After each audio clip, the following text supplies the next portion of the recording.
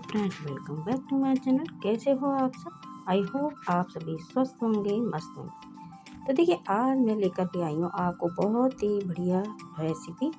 वो है गिलोय के काढ़े की।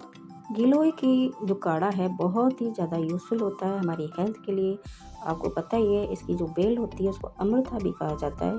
यानी कि आप उसको अगर तोड़ के फेंक भी दोगे ना कहीं पे भी, बिल्कुल भी नहीं मरती है। वापस से लगाओ, वापस से लग जाती है। इतनी हरी भरी इस तरह का उसका जो तना है वो होता है, उसी का हम बनाते हैं काढ़ा। तो कैसे बनाना है, थोड़ा सा हमें लेना है अदरक का टुकड़ा। उसको पहले हम छील लेंगे, है ना, छील लेंगे। और अगर आप सर्दी में बना रहे हो तो थोड़ी सी अदरक की क्वांटिटी ज़्यादा ले सकते हो।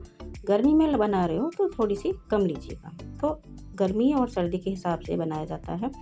और आप बहुत ही हेल्दी, यानी कि इतना अच्छा होता है आपकी इम्यूनिटी के लिए, आपके हेल्थ के लिए। और अगर आपको बुखार है, जल्दी जल्दी बुखार आता है, उसमें भी बहुत ज़्यादा फ़ायदा करता है, प्रोटेक्ट करता है हमें।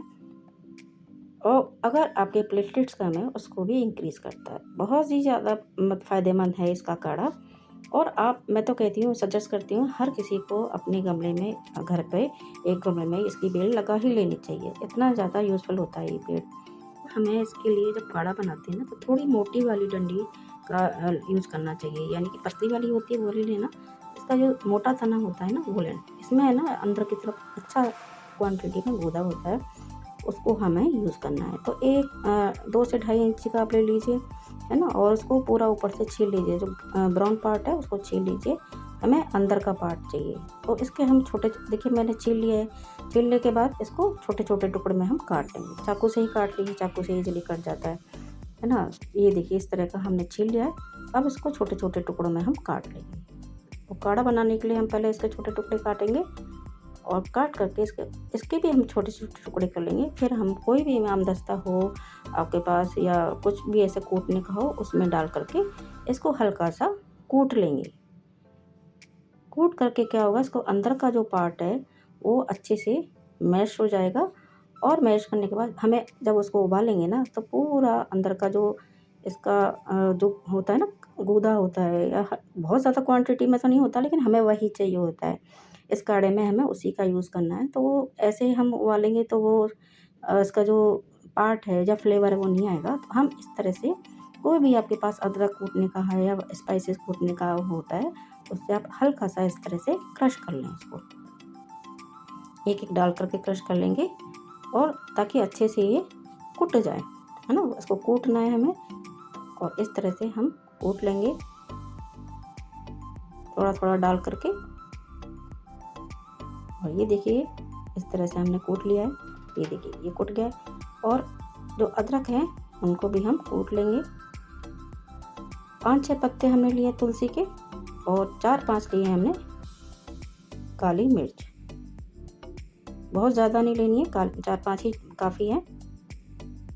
कोई भी बुखार होता है हल्का फुल्का, उसमें बहुत ही फ़ायदेमंद होता है ये काढ़ा। आप चाहो तो, जैसे आप गर्मी में हैं तो लौंग वगैरह 1 डाल सकते हो, काफ़ी है। सर्दी में 2 या 3 डाल सकते हो। और ये देखिए, आपको पता ही है, जो तुलसी है वो बहुत ही ज़्यादा फ़ायदेमंद होती है। ये हमने करीब 2 ग्लास पानी लिया है, उसमें हमने जो भी हमने कूटा है सारा के सारा इसमें डाल दिया है। इसको जब तक उबालेंगे, जब तक कि करीब हमें 15-20 मिनट उबालना है, तब तक कि थोड़ा सा आधा हो जाए। उसके बाद हल्का गुनगुना हमें इसको पीना है। इसको हम छान लेंगे पहले। देखिए, हमने छान लिया है। और देखिए, इसका कोई अपना टेस्ट नहीं होता है।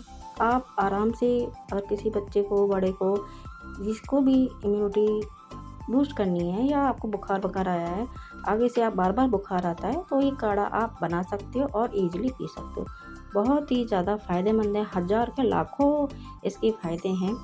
तो आप इस तरह से बना लीजिए। काढ़ा बनाना बहुत ही आसान है।